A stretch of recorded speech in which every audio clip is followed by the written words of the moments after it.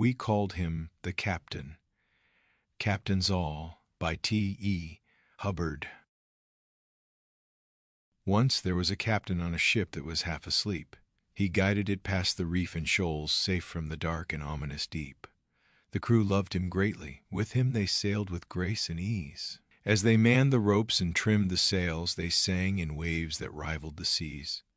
Other ships came to join the fleet to seek the captain's gaze, for it was full of love, radiant in light, and filled up all the days.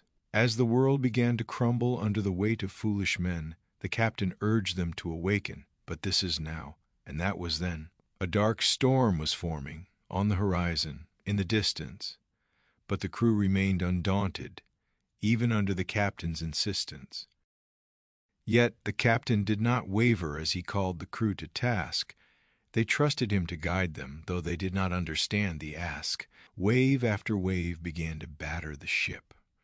Yet they all sang song as they labored, knowing that whatever they would need the captain would equip. Storm after storm, they sailed on through with strength and power, though the crew relied on the captain's guidance. More than he could bear, he called them together to say he might have to leave, and that they all should be prepared for a time and event they could not quite believe. And even though in their hearts they knew that it was real, they could not believe it would happen to them. For the captain's love, joy, and friendship they could see and hear and feel. One day came when the crew awoke on a clear, warm, sunny day to find their captain was not there, but he left a note pinned to the wheel, and this is what it had to say. "I have loved you more than you know. My heart from you is filled. Now it is that I must leave you, but let your fear be stilled. You have all that I have given to guide you through the storm, but you must now come together, a greater task you must perform. Remember all our journeys, let that memory be your bind, for you are about to embark on a wondrous way that I cannot share with you. But let this ease your mind, you have grown, along with me, into a crew of new and great dimension. You have learned and gained with me the path to divine ascension. Do not let your heart be sad, for I have gone to give you reason to become yourselves captains all, and till we meet again will be just a small season." The waves of grief and tears of joy washed over the crew, just like the stormy weather, and it seemed their ship would sink.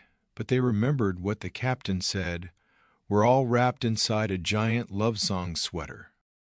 All the fleet, the ships and crew, went into a dream, and there they saw their captain's beautiful face smiling back at them.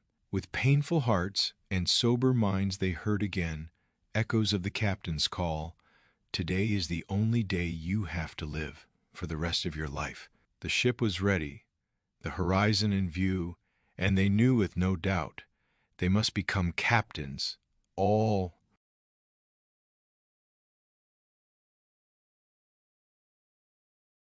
It's not a myth.